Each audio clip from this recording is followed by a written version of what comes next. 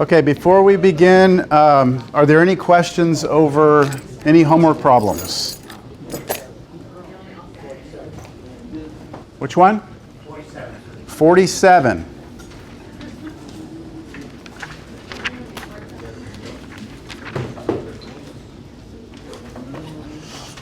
A very interesting problem.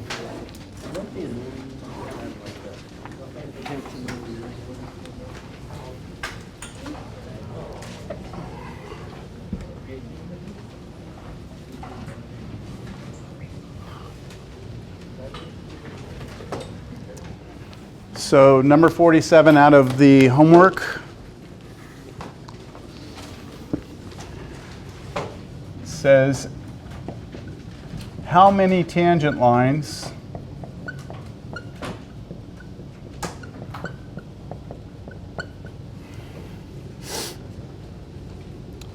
to the curve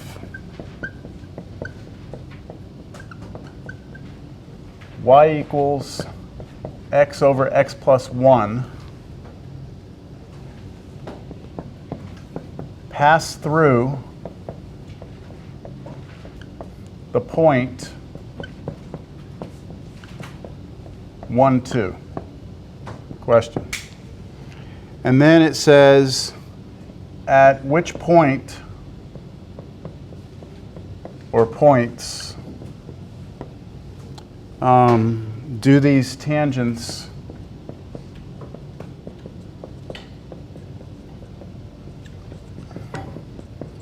touch the curve? Touch the curve.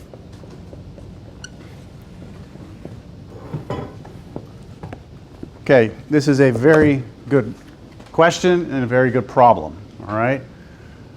Because there's nothing in class that I did anywhere remotely close to this. This is truly, you're going to have to reach quite a bit here to get this, to understand it, all right?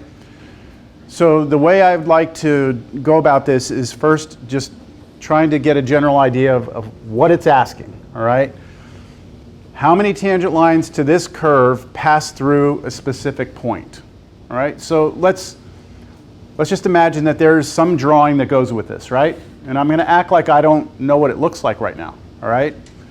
I'm not going to rely on a computer or calculator or graphing utility to do this. So let's say that we have the curve, right? I don't know what it looks like, but we have this point 1, 2, right? This point right there, 1, 2 is given to us. And no matter what's going on with the curve, let's draw the curve. And again, I don't know what it looks like, so let's just act like it went something like this. I'm just going to make it up, completely random curve. What this is saying is how many tangent lines to this curve pass through that point, right? So where's my, I don't have a ruler in here, big long ruler. Thought I did. It's not up on that board over there? No? It's okay, I'll make one.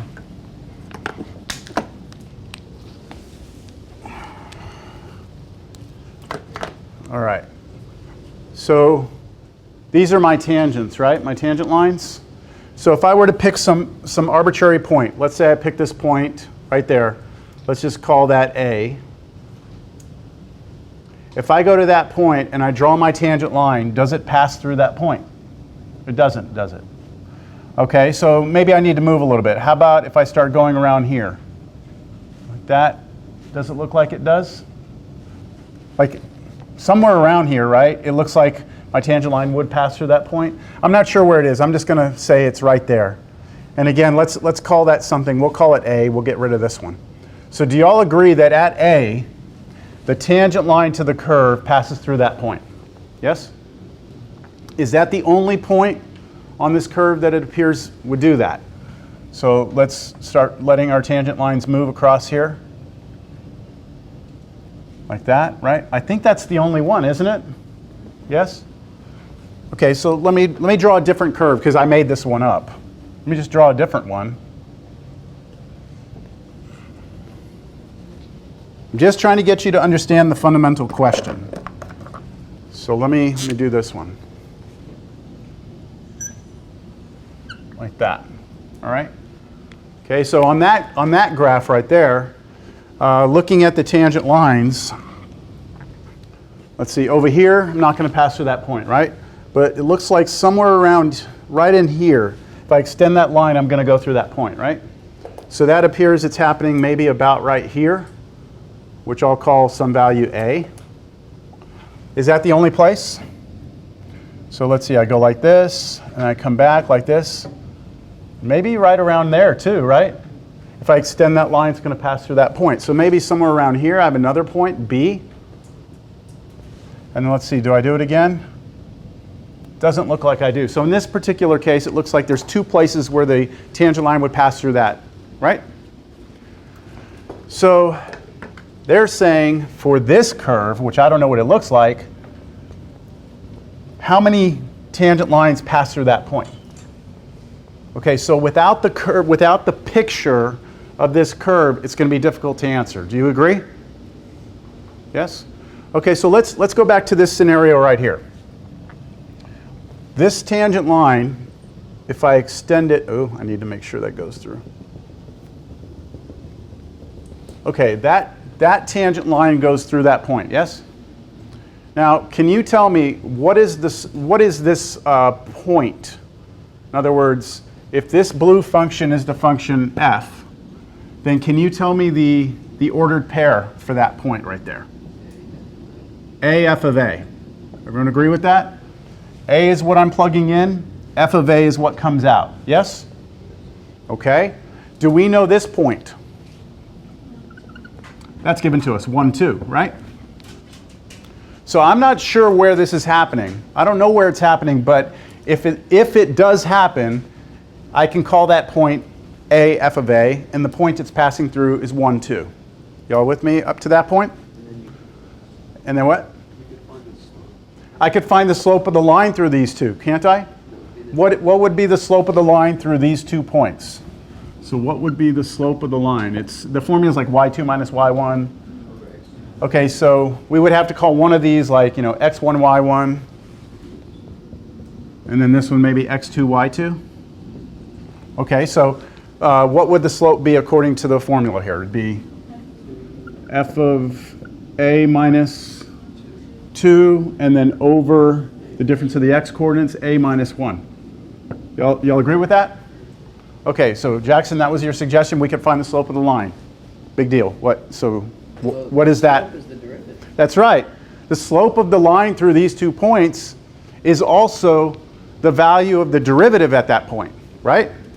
So we know that the slope of this is also equal to the derivative of the function at a, right? The derivative of the function at a is equivalent to the slope of the line through those 2 points.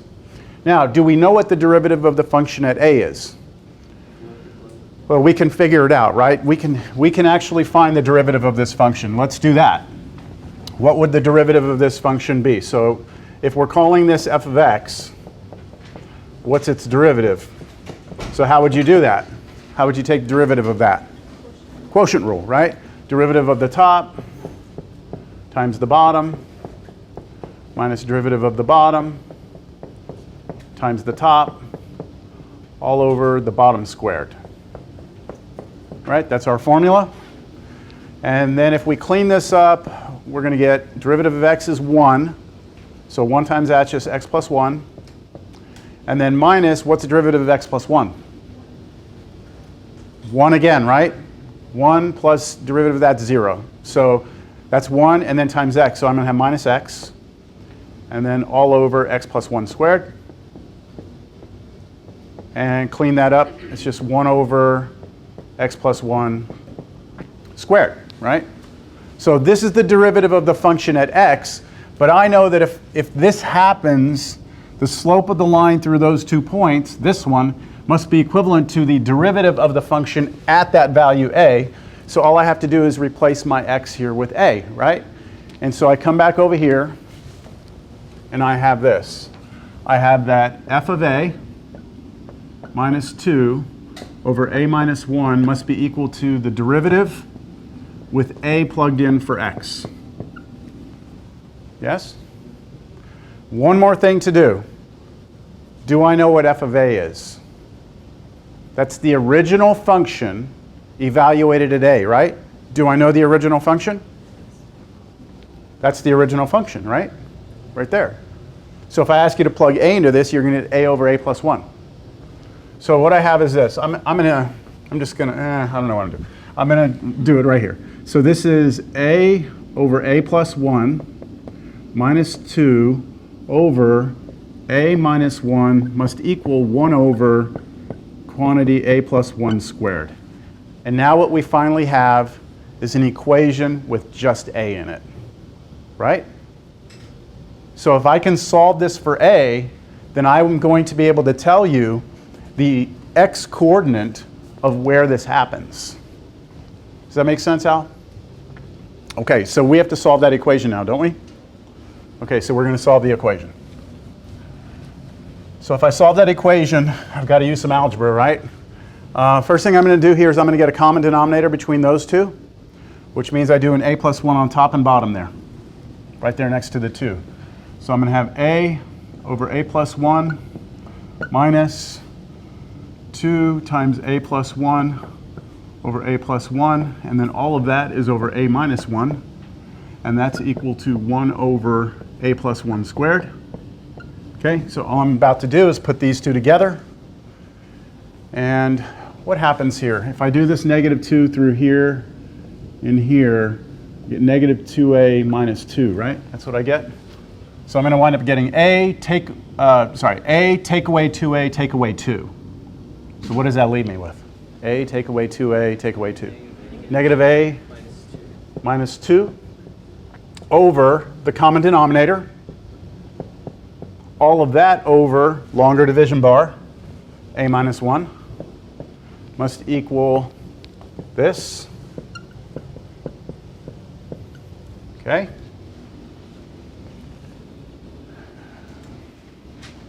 And there's different ways you can go about this now. I'm going to choose to rewrite this as this over 1 and then flip it like this. Okay? I'm going to erase this.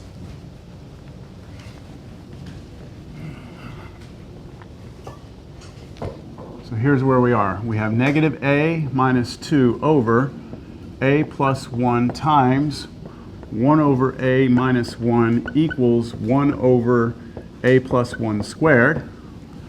And now what can I do on the next step? What would be a clever step here?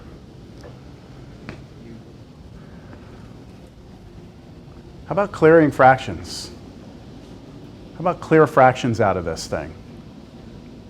Like multiply both sides of the equation by the LCD, the least common denominator. What's the LCD? What is the least common denominator for this thing? We'll need an a minus 1, and we'll also need a plus 1 squared. So I'm going to multiply this side by this and this side by this. And that should clear all fractions.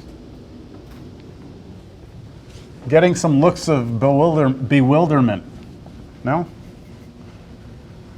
All right, so left side, a minus 1 times a plus 1 squared times the left side, negative a minus 2 over a plus 1, and then equals 1 over a plus 1 squared times a minus 1 times a plus 1 squared. So if I did this right, next line I should have no fractions. And this go away, right? And then on the left-hand side, this and one of those goes away. We're almost there. So the left side, I'm left with a minus 1, right? Times a plus 1. Wait, hold on. What did I? You forgot the second. Oh, I forgot this thing. Oops, sorry. Is that why y'all were looking weird? 1 over a minus 1. Sorry, everyone. I forgot to bring this thing here. Right? Y'all see this was here, and then this is the LCD. Okay, so this goes away. Okay. Ooh, that was not going to be pretty if that didn't happen. So I still have an a plus 1. And then I have a negative a minus 2. That's this and this. And on the right-hand side, what do I have? Just a minus 1, right?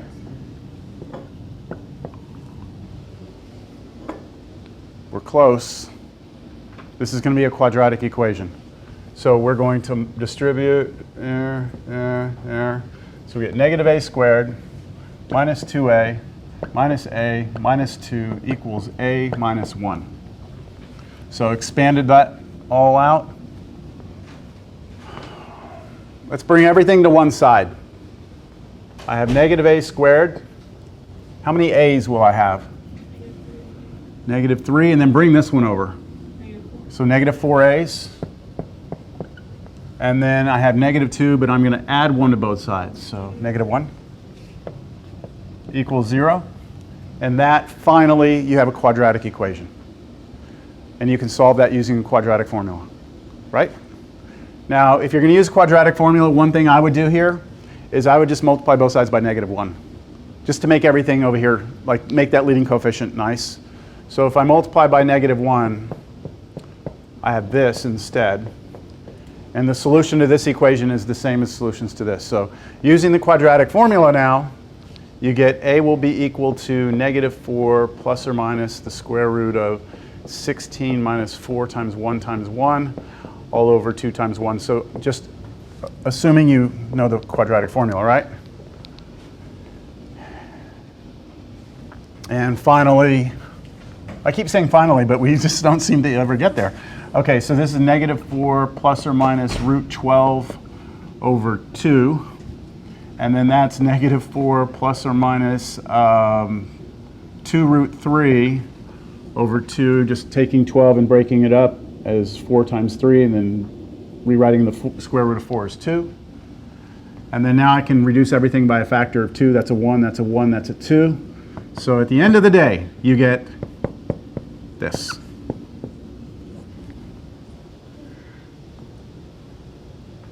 Yes? What does all that mean? I don't know. Okay, so what does it mean? All right. It means that if I go to this is like the x coordinates, right? There's 2 of them.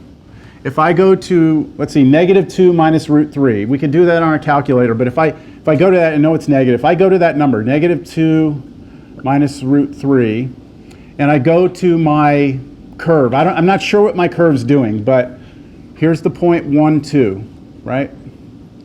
What I know is that the slope of the tangent line should be the tangent line should go through that point whenever I go to that x value. It should go through. And then if I go to the other x value, negative 2 plus root 3, I should get the same thing.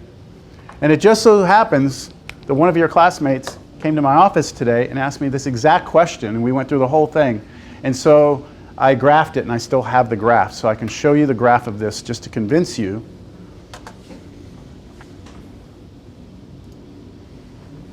of what we just did.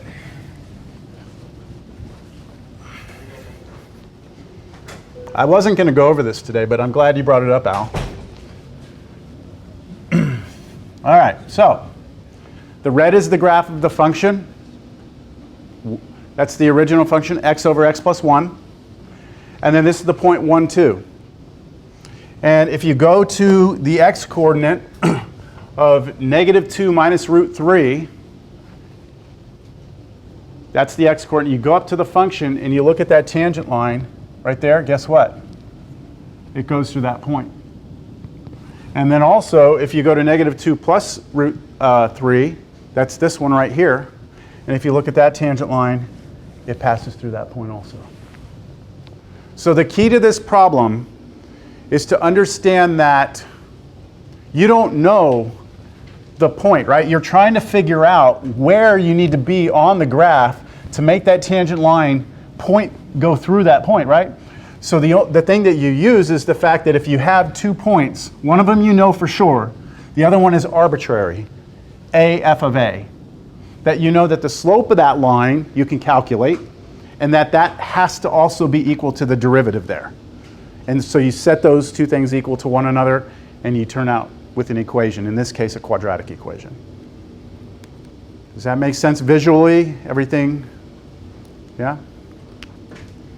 Any other questions?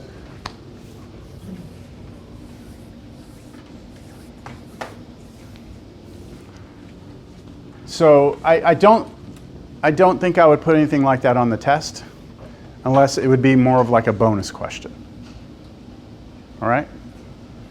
But it's a great problem. I really, really like that problem. All right, no other questions?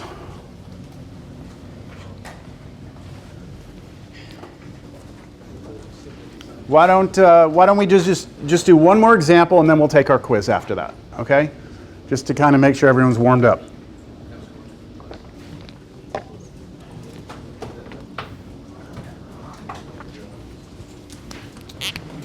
So there's a problem like this in the homework set, but I don't believe it was assigned for homework. Okay, it says something like this, and I'm changing the problem up a little bit. If f of x equals x cosine x, find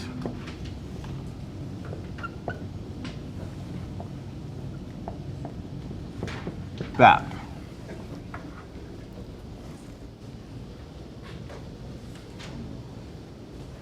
So what does that mean? What does this mean? I need to take the derivative 401 times and then see what the answer is. Right? Okay. Let's see if this is even possible. Let's see if it's even possible. Now, do we really want to take the derivative 401 times? Yes. Yes? Okay, so let's start. Maybe we'll finish by the end of the semester. All right, so let's start with the first derivative, all right? So the first derivative, the notation we use for that is just a little prime mark. The first derivative is, well, I have a product, don't I? And if I have a product, I have to use the product rule. Right? Here's my product, x times cosine x. So the derivative of that is the derivative of x times cosine x plus the derivative of cosine x times x, right? That's the formula from last class. You've all got it memorized? You've all got it memorized? Have you all seen Kill Bill? No? With Uma Thurman? I think there's like there's like a part 1 and a part 2. In one of the movies, she's training up in the mountains learning, I don't know what she's learning, Kung Fu or something. No? Do y'all not know what I'm talking about? And she's like training so hard, she wakes up in the middle of the night like punching because she's training so hard. She's just, in her sleep, she's still training. Like, I just imagine you laying there, like mumbling the product rule, you know? The derivative of the first one times the second one, right? I hope that's what's happening with you in your life right now. Okay? I hope you have it memorized by now. All right, so let's keep going. This is going to take us too long. All right, cosine x minus x sine x. So what did I do there? Derivative of x is 1, right? 1 times cosine x, and then derivative of cosine x is what? Negative sine x, and then I still had an x, so I pulled the negative and the x out to the front and wrote the sine. Right? So that's our first derivative. Okay, 400 more to go. All right, so second derivative. Second derivative, I take derivative of cosine x, which is negative sine x. Okay, and then let's see, minus, now be real careful here, minus, and then don't I have another product rule? Right there, right in here, I take derivative of that and I have another product rule, don't I? And this minus, I'm going to just leave it out here, and then I'm going to write whatever I get as my derivative in here. So I'm going to put it in brackets or parentheses, doesn't matter. Okay, so when I do this blue part, it's going to be the derivative of the first one times the second one plus the derivative of the second one times the first one, right? So that is our product rule again, being applied to just this piece here. All right, so now we take that derivative, we get negative sine x minus bracket, okay, what's this? Just sine x. Okay, what's the derivative of sine x? cosine x times x. So we should just get plus x cosine x. Questions on that? That's our product rule, right? Let's clean it up. Let's pass that negative through. So we get negative sine x minus sine x minus x cosine x. Yeah? And this right here is negative sine x minus sine x. That's negative 2 sine x, right? I'm going to put it right here. Negative 2 sine x minus x cosine x. Okay, I'm going to box this up. This is our second derivative, isn't it? Our first derivative, where was our first derivative? Oh, right here. That was our first derivative. Okay, 399 to go. You ready for the third one? The third derivative of this is, okay, so we go again, right? On this first piece, do I have to do product rule? Yes. No, wait. So that negative 2 in front is being multiplied, right? But it's a constant. And remember, constants attached to multiplication just come for the ride. So I don't need a product rule. I just need to carry the negative 2 with me and take derivative of sine of x, which is cosine x. So I'm going to have negative 2 cosine x, right? And then I have minus. Now, again, isn't that next piece a product rule again? Right? This piece right here. That's another product right there. And that one we do have to do the product rule because this is not a number, it's a variable. So we have to do our product rule on these two. So here comes the product rule. Derivative of the first one. Now, have we taken, we haven't, oh, wait a minute, hold on a second. X cosine x, I have to take derivative of this, yes? That's the original problem. X cosine x, right? Didn't we already take that derivative once? And when we took the derivative, what did we get? That right there, didn't we? So I don't need to actually do this work. I can just take that answer and paste it in, can't I? Okay, so I'm going to take that answer right there, cosine x minus x sine x, and I'm done, right? That's my derivative. And then let's clean this up. So if I take my negative and distribute it through and collect like terms, what's the next line? What do you think? Oh yeah? Oh yeah? Where's the oh yeah? Oh yeah? Oh yeah? Al, you're the next one, sorry. I'm reading, I'm going to say Minus 3 cosine x. Plus x sine x. Okay. Y'all good? And what you're going to start to see now as we proceed, we're going to start to get a pattern to establish. Okay, so let's do our fourth derivative. And we're going to go as far as we need to go to establish a pattern. The fourth derivative, I changed my notation. I went away from the primes. I went to the from primes to a number in parentheses. Okay, so what is the derivative of that first piece? Owen?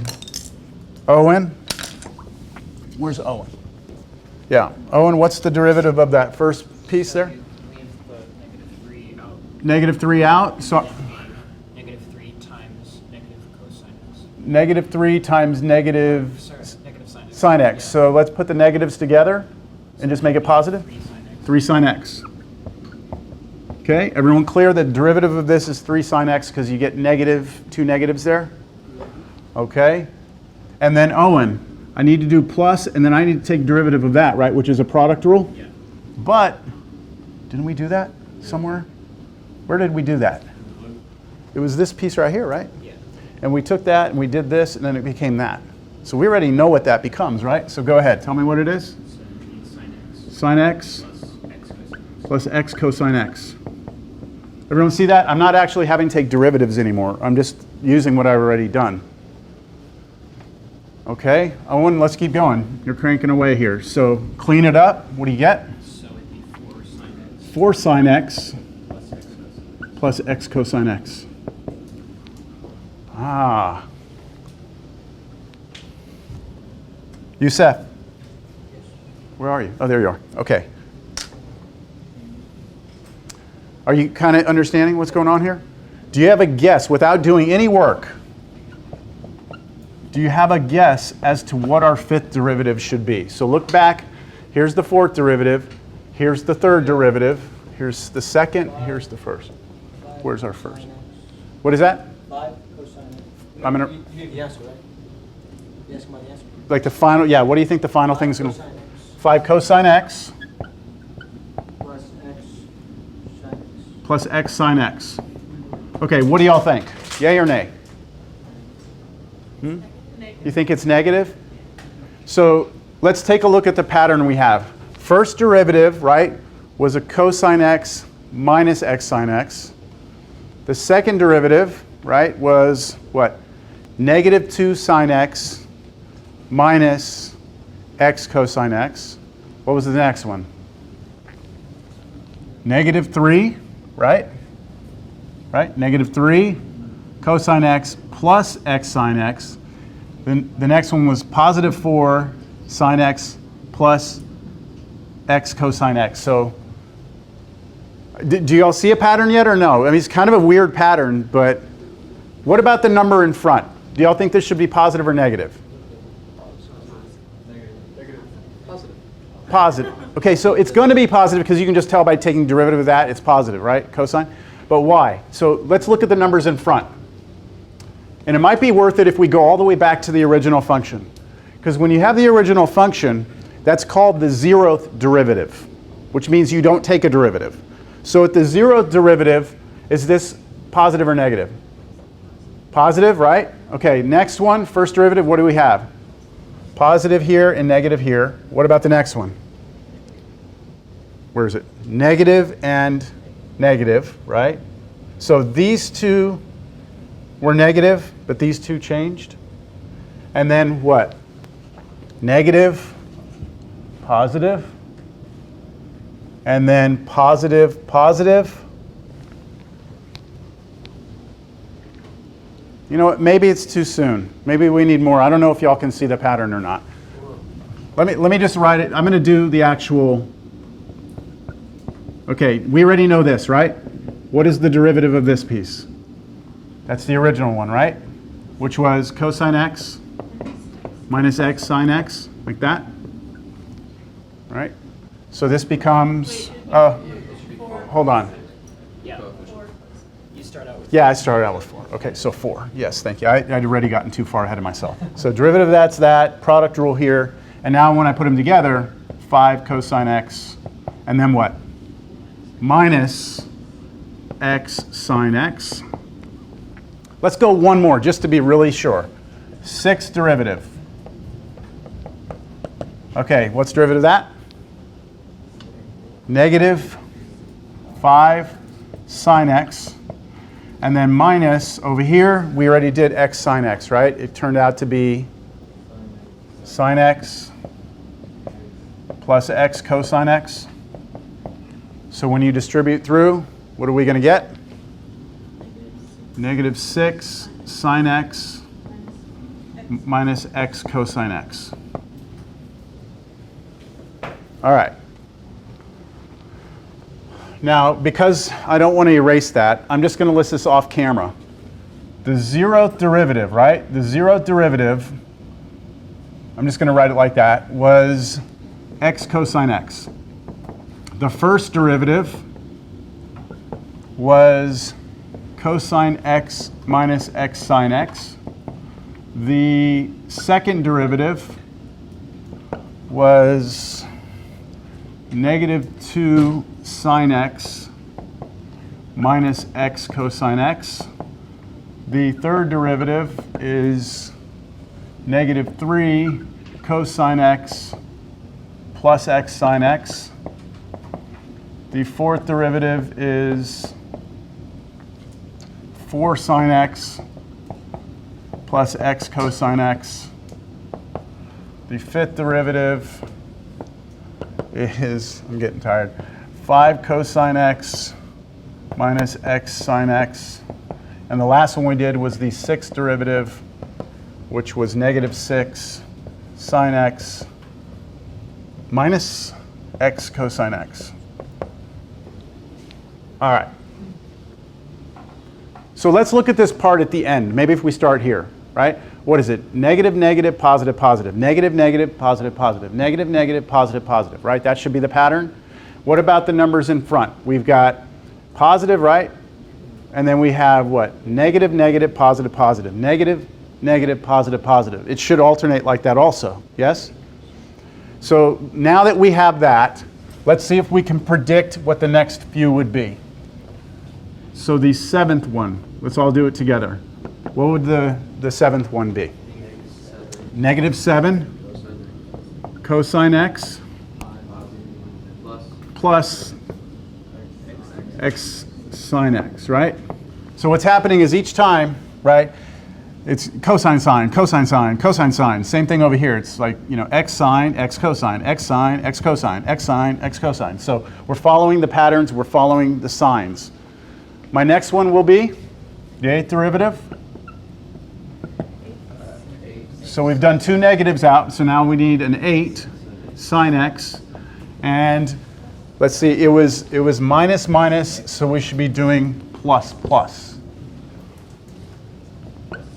X cosine x. Make sense? All right. So now, can we figure out what's happening at the 401st one?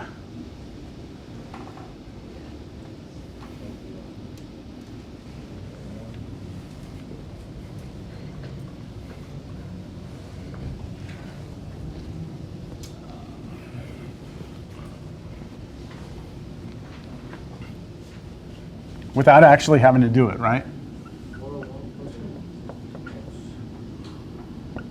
Okay, what do we know for sure is sitting there? What number is sitting there in front?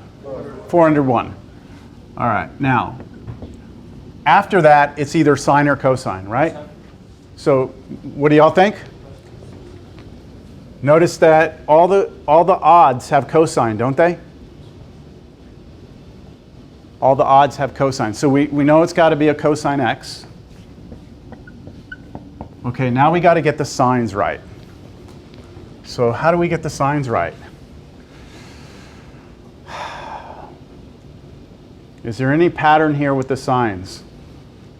2 and 3 are negative, right? 4 and 5 are positive. 6 and 7 are negative. 8 and 9 are positive, yes? So the question would be, where would 401 land in there? Could you what? So tell me, okay, this right here, this sign in front, where would it be negative? Tell me on what derivatives would it be negative? First, second derivative, where else? 400 second derivative. No, I'm saying in our list here. Right, wait, oh, sorry, two, and yeah, sorry, it's hard to see that over there. 2 and 3, where else? 6 and 7. Where would the next one be?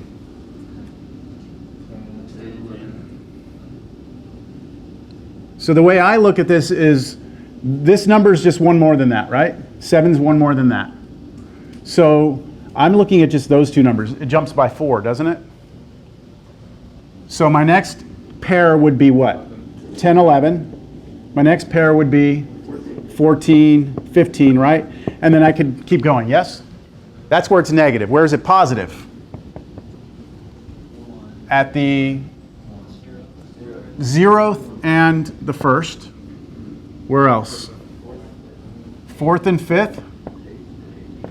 8th and 9th. So again, I'm jumping here, right? 0 to 4, 4 to 8, 12, 13, yes? And then 16, 17. Are y'all following this? So the question becomes, is 401 in this list or in this list? Right? Because this is the derivative. So which list is it in?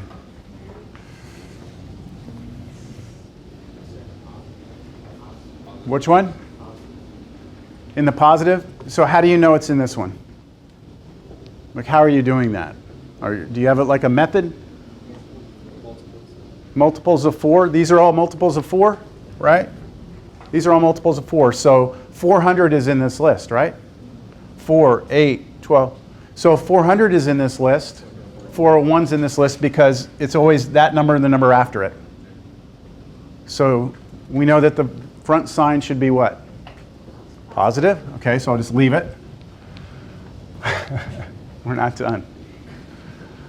Because now we need to look at these back two numbers. Right? This right here. It was negative, negative, positive, positive. Negative, negative, positive, positive. So where is that happening? So that came from here. So this right here, this, can you tell me where that would be negative and where that would be positive? So it's negative at 1, 2, and then at 5, 6. That's not the same list, is it? 1, 2, 5, 6. Yes? Where would be the next one? You're jumping by how much there? 4, so 9, 10, 13, 14. Yes? And then you keep going there? Where would it be positive? So where are we getting positives here? At 3, 4, right? 3, 4. Where else? 7 and 8. Next one. 11 and 12. Okay, where's 401?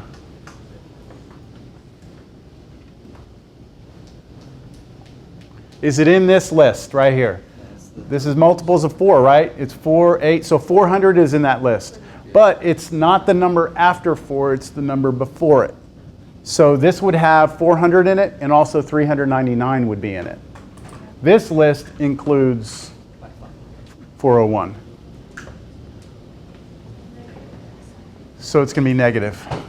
So this is going to be negative x, and then what did we say it was? Sign. How do we know it's sign? Oh, because it switches, right? They're opposite. They're always opposites here. Do y'all like that one?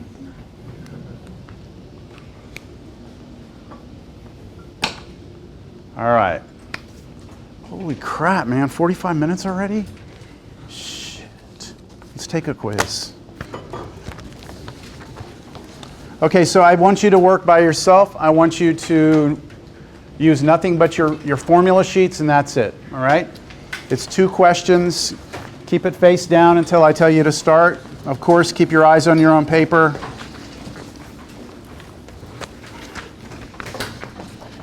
And all I want, we talked a little bit about this last class. All I want from you is the raw derivative. Don't worry about cleaning it up, trying to get common denominators. Just show me you know how to apply the rule. Okay? That's all I want to see, because we don't have time to clean it up today. Okay? Make sure you've got enough. Go ahead and you may begin. I have enough.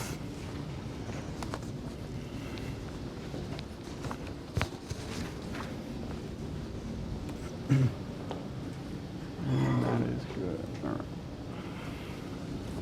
When you're done, bring it up to me, please, so I'll know that you're done.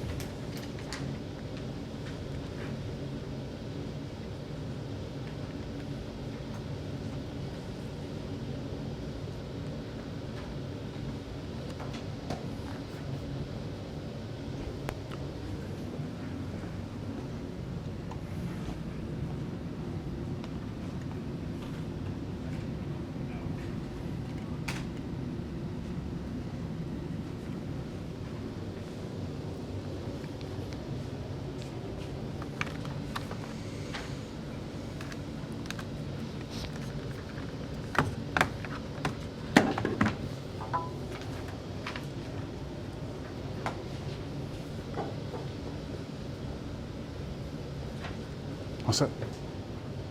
When you say raw, Like that. just that. Good.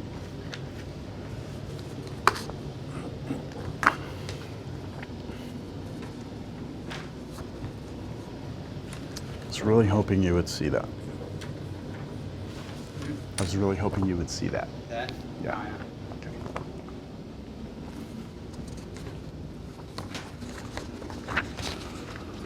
That's okay to leave it like that. Good.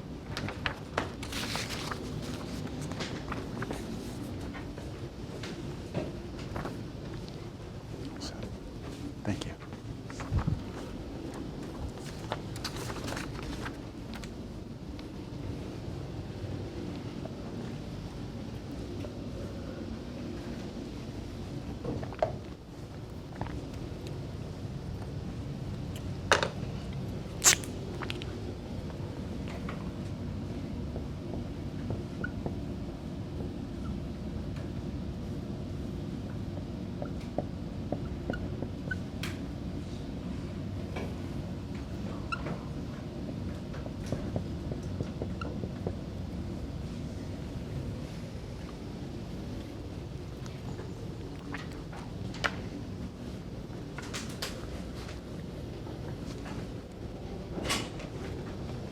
Thank you.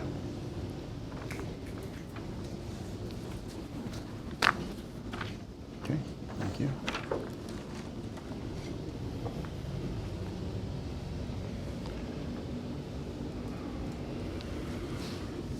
I'll give you 2.5 more minutes.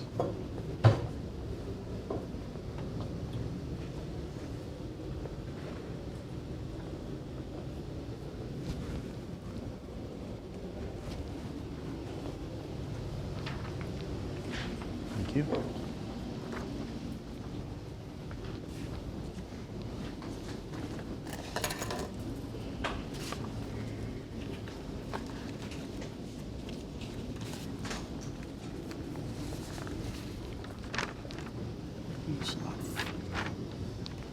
Let's see, Herman. Is Herman right?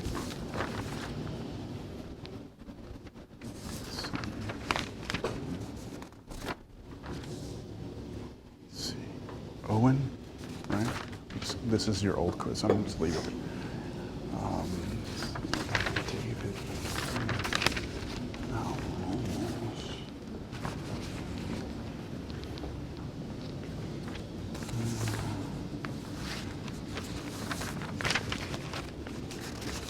James, here you go. You got it right. What's that? I did get it right. I didn't look. Yeah.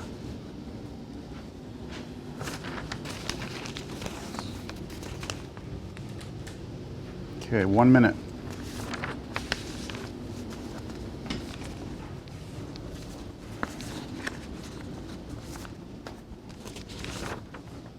Marissa.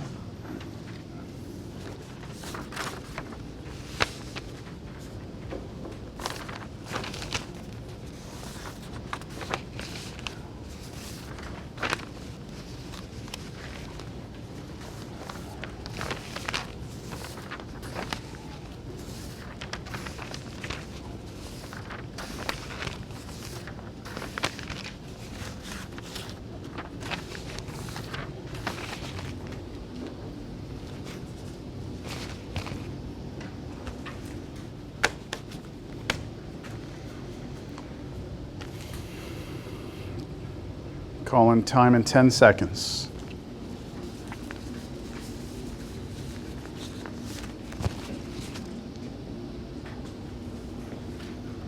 Okay, that's time. These are the old quizzes from last time. I'm going to pass the stack around. Go ahead and grab yours and let's see. Quizzes. Yep. All right. Yes. Thank you. Okay. Anyone else? Here. All right. So the answers to those, I'll do them real quick. The first one was root x, sine x, right? So product rule here. You have to take derivative of this one, which is 1 over 2 root x times sine x, and then plus derivative of sine x, which is cosine x, times root x. And there's different ways you could write that, but that's all I wanted.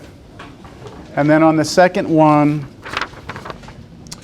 you had tan x over x to the fourth minus 3x squared. So quotient rule, so you do derivative of the top, which is secant squared x times the bottom minus the derivative of the bottom, 4x cubed minus 6x times the top one all over this thing squared. So your formula sheets that you're allowed to use have both the product and the quotient rule on them. So if you didn't remember the rule, your formula sheets should have been there for you to help. And that's all I wanted. I didn't want you to do any other algebra on that. If you did, then good for you. All right. So product rule. Let's just do a quick summary. We have our power rule that says if you take the derivative of x to the n, it's nx to the n minus 1. We have the product rule.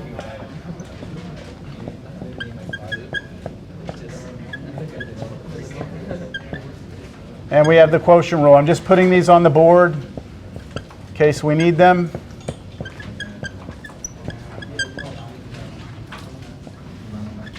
Okay, that's our power rule, our product rule, and our quotient rule. And now we move on to the final rule. All right? I mean, this is it. In terms of calculus, Cal 1, well, in terms of taking derivatives, all right? This is the last rule. Like in theory, right now, after this rule, you should be able to take the derivative of pretty much everything. Now, there are certain functions we haven't talked about, like what's the derivative of an exponential function, like e to the x? Or what's derivative of a natural log function? Or an inverse trig function. So there are certain functions we don't know. But in terms of like formulas, this is the last one.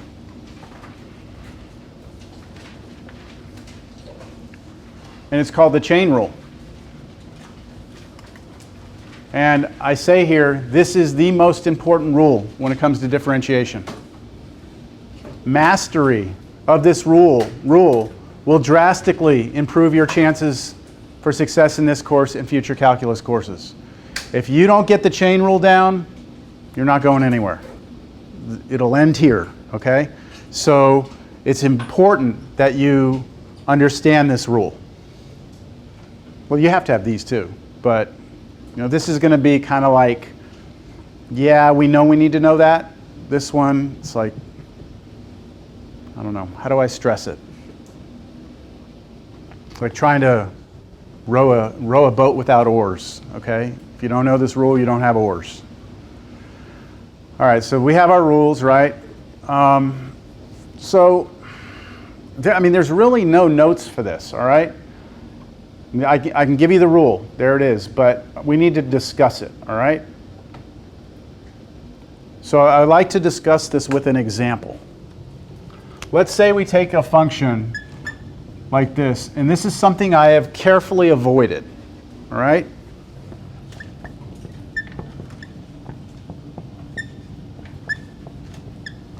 All right, let's take a look at that function.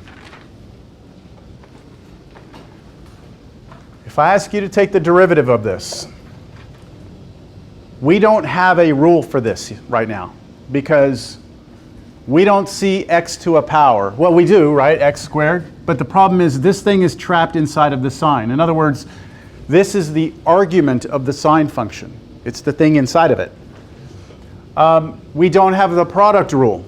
Some students will say, yes, there is a product right here. That's a multiplication. And then I tell you, no, that's way wrong because sin means nothing by itself. Well, I guess it does, but you know what I mean.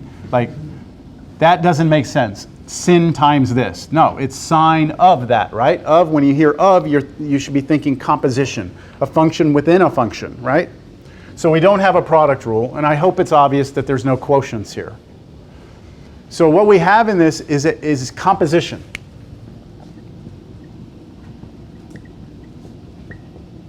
no products, no quotients, no power rules.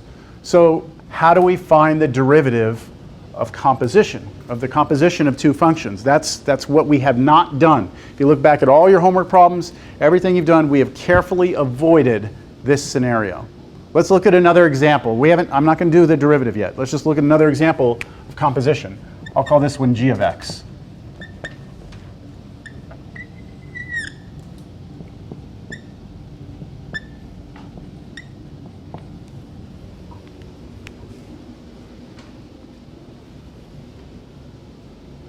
Again, this is not x to a power because, well, it is in here and it is there, but all of this lives inside of a square root, doesn't it? So we don't have this by itself. We don't have a product. We don't have two things being multiplied. And we definitely don't have a quotient, yes? But we do have composition. We have some function. In this case, we